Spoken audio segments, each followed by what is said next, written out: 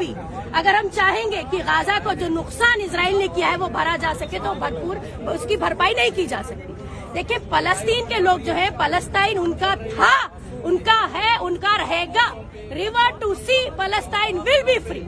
अभी क्या है कि इजराइल जो है ये एक जबरदस्ती का बनाया हुआ मुल्क है और चूंकि उनको बड़ी ताकतें वेपन्स फराहम करती हैं, आज दुनिया की 15 बड़ी ऐसी कंपनियां जो वेपन्स, आर्म्स एंड एम्यूनेशंस बनाती है, उसमें से 13 जो है वो यूएसए को इस बात से मतलब है कि उसके आर्म एम्यूनेशंस बेचे जाए और इजराइल को इससे मतलब है कि उसको ये मदद मिलती रहे। तो ये ऐसे मुल्क जो इंसानियत में, ह्यूमैनिटेरियन में बिलीव ही नहीं करते।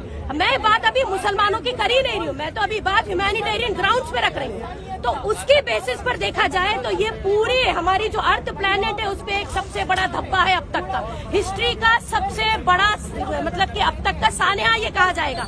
आगे आने वाली नस्लें जब इसे पढ़ेंगी तो वो कांपेंगी पढ़कर। वो हाल कर दिया गया है गाजा में। सिर्फ यही नहीं कि उनपे बमबारी है, आप ये सुनिए कि जापान में हिरोशिमा नागासाकी पे जो अमेरिका ने बम फेंका था, 80 साल हो गए, उसके असरात अभी भी नजर आते। लोग अभी भी यूएसए को थू थू करते।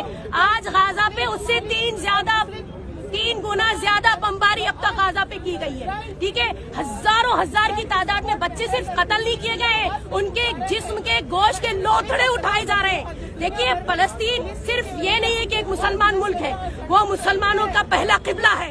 हमारी दिल, हमारा जान है मस्जिद अक्सा। हम जब तक जिएंगे हम मस्जिद अक्सा के लिए बात करेंगे, हम फलस्तीनियों के लिए बात करेंगे। और हम क्यों, आप देख सकते हैं, अगर आप ये कहते हैं कि मुसलमान रोना रो रहे ना, इस वक्त दुनिया की कोई ऐसी कौम नहीं है जो इंसानियत में यकीन रखती हो और वो फलस्तीन के लिए बात ना कर रही हो। आज यहाँ पर जमा होने का जो सबसे बड़ा मकसद है वो मेमोरेंडम देना है ऑनरेबल प्राइम मिनिस्टर के नाम पे। खुशी इस बात की है कि अभी हाल फिलहाल में इंडिया ने सीज फायर के हक में यूएनओ में अपना फेवर दिया, अपना वोट दिया। ठीक है, हम बहुत खुश हैं क्योंकि इंडिया जो है वो हमेशा से ह्यूमन राइट्स चैंपियन रहा है। यूएनओ में इंडिया ने हमेशा से बात करी है ह्यूमन राइट्स की। प्लस हिंदुस्तान खुद 200 साल अंग्रेजों के कॉलोनियलिज्म को भुगत चुका है। हमें मालूम है, हमारे दिल से पूछिए कि जमीन पे कब्जा करना, घर छीन लिया जाना, जिंदगियां खत्म कर दे जाना, हकूक छीन लिए जाना जिंदा रहने की, उसकी तकलीफ क्या होती है, इसका असर नस्लें भुगतती हैं। तो इसलिए हिंदुस्तान एक ऐसा मुल्क है जो समझता है और हमें खुशी है कि हमारे मुल्क ने अपना स्टैंड लिया। और चूंकि हम नैम पॉलिसी यानी कि नॉन अलाइन पॉलिसी हमारी फॉरेन पॉलिसी रही है जो जवाहरलाल नेहरू के नाम पर के टाइम पर बनी थी, हम उसको फॉलो करते आए। हमारा स्टैंड बिल्कुल क्लियर है, हमें फख्र है अपने हिंदुस्तानी होने पर। आज हमारा मुल्क जो है वो फलस्तीन की बात करता है, फलस्तीन के हक की बात करता है, क्योंकि हम ह्यूमन राइट्स के चैंपियन हैं।